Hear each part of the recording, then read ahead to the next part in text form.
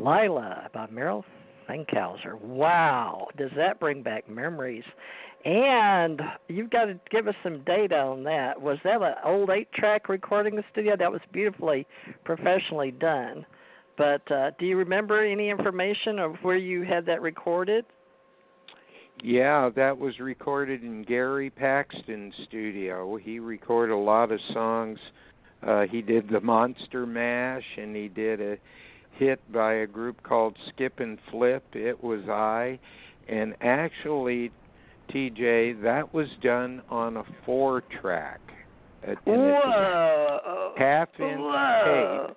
And you know, the Beatles' Sgt. Pepper's was done on 2 4-tracks, and that's the way Lila was done. They would record, you know, basic tracks, drums, bass, and all of that on 1 4-track. Then they'd do a submix over to another 4-track and put it on 2-track stereo, and you had 2 more tracks you could overdub on. Whoa, and this is amazing. Awesome. The sound they got. I mean, Sgt. Pepper's wasn't even done on an 8-track. It was done on 2 4-tracks, the same as that. And since the song has come out in the movie Chappaquiddick now, another label has put it out on CD with a nice, more liner notes and pictures and one of those fold-out CDs, and it's on Gear Fab Records. You can just look up Fapper Dockley if you can remember that label, but I also sell them too through my website. If you go to merrelfankhauser.com, you can get the CD from me, and it's really neat that, you know, these older albums keep coming back, and they pick them for these period piece movies. There's a lot of 60s music in this Chappaquiddick movie, and my song is in a beach scene, and a lot of fans have emailed me and said they played the whole song, but it just wasn't loud enough. It should have been louder, you know. But that's the way it is, but it's causing the song to get replayed on radio and spots. I think, you know, probably 20 or 30 radio stations now have contacted me that they're playing it, and it's available. You'll get some royalty, won't you, from this? Oh, yeah. Let me tell people about this. They're always 9 months behind in sending you the royalties. Of course. But everybody's got to make their cut before you get it. Yeah. Let me tell people about Chappaquiddick, folks. I lived through this. A lot of you did. I know the 3 of us did. It's about July 18th, 1969. If y'all remember where you were, Senator Ted Kennedy drove his car off a bridge off the Massachusetts Chappaquiddick Island Bridge, okay? Now, there was a big deal about this because he happened to have a woman passenger named Mary Jo Kopechne in his car, a 28-year-old campaign strategist who had worked for him, and the reason it was ongoing and was sort of scandalous was now this is just hearsay, okay, you believe what you want or go and do your own research, but she allegedly was pregnant with his baby, and his father helped him. We don't know if he went off accidentally or not, and we don't even know if he really did that or if that was after the fact, and, you know, like I said, this is just hearsay because we all love the Kennedys. And, oh, my gosh, so many people. We were going to the moon with John Kennedy and all of that. But, you know, it's up to you. But that was just 2 days before the moonwalk, July 18th, 1969. The moonwalk was July 20th, 1969. Oh, my gosh. It was amazing times, folks, that we lived through. And now you've got a gentleman here that's just full of life and done all this wonderful stuff with his life, been blessed in certain positions in life, and then to find out he's always had this inspiration. And I, too, have felt like I was guided by a star or someone above there, ET connection. So I'm so glad to have Merrel Fankhauser, folks, join us, and his music we're talking about, called Lila, 3 minutes and 26 seconds, is in a beach scene in the movie Chappaquiddick about the Kennedy family, basically Senator Ted Kennedy. Oh my gosh, the Kennedys are so part of our American history, and we lived through it, folks. So this is very, very historical.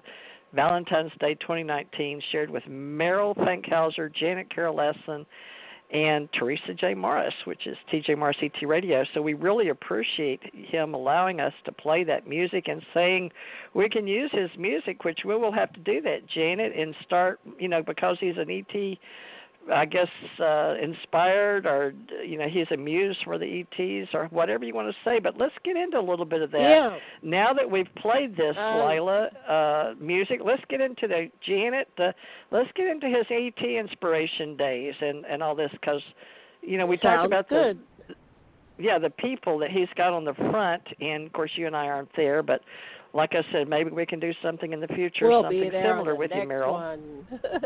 Yeah, Merrel, you're making us famous.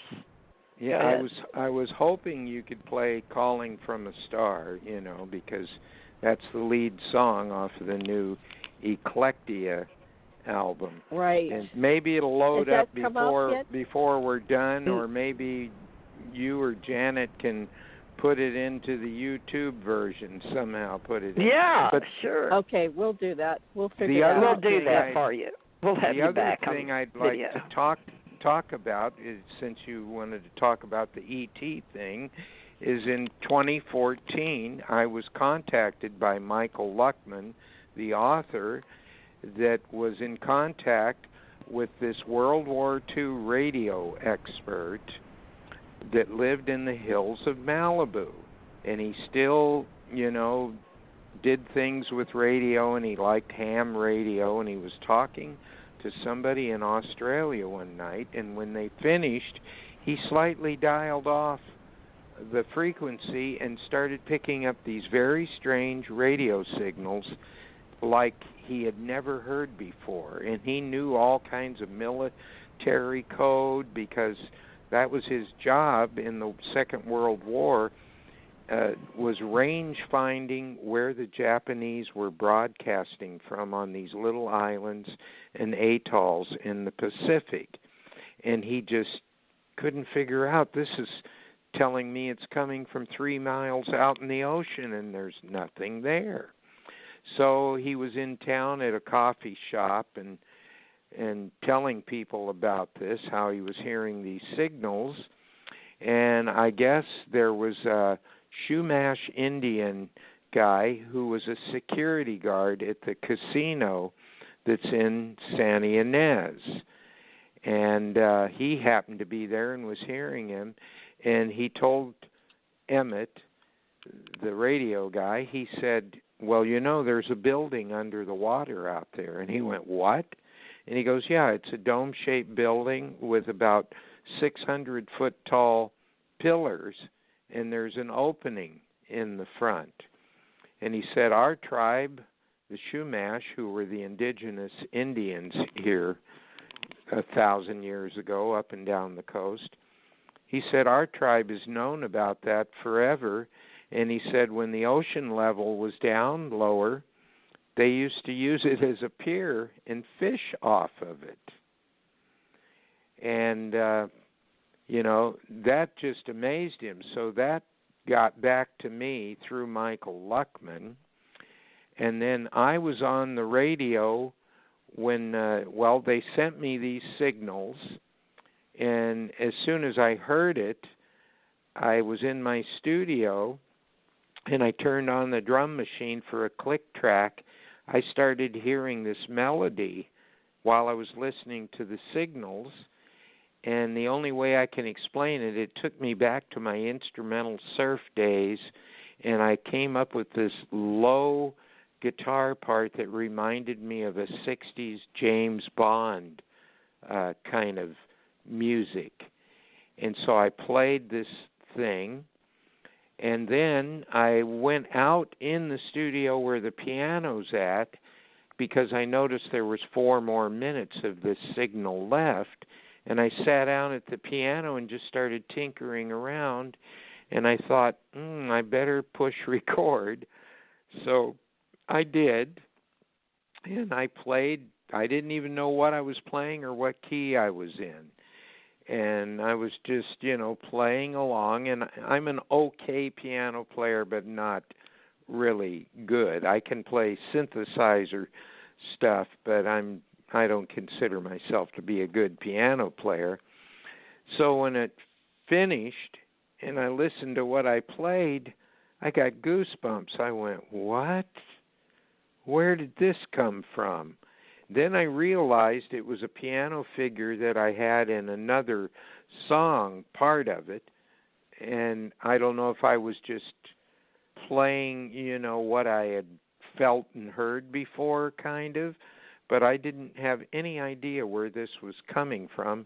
And I almost felt like, there again, these radio signals were playing me. So I recorded the 2 songs with my band, brought them in, sent them to my label in England, and they loved it. And they said, if you do a whole album of this, we'll put it out. So within a month, it was like speed writing. I wrote a whole album's worth of instrumentals in what I term a space rock instrumental genre, which in a way it relates to instrumental surf music to me.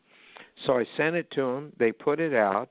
I started doing interviews about it, and I think I did an interview with Janet about it. And after about 30 interviews, it was getting quite a bit of play.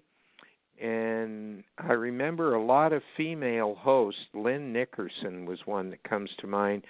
She said Messages from the Dome, the one song with the signals in it, brought her to tears. And this happened with several other lady hosts.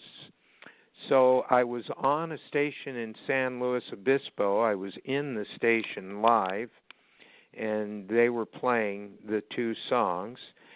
And a lady called in, and she said, I used to live in Malibu in the 40s, and my aunt and my mom and I would go down to the beach at night and watch the lights go in and out of the water. And I went, wow, that's something. Then that brought to mind when I was a teenager, and I went down to Malibu with some of my surfer buddies for a day of surfing, and we were leaving, and some local surfers were building a bonfire on the beach, and they said, hey, you guys should stick around and watch the lights go in and out of the water. And we went, nah, we got to get back up the coast to Pismo Beach.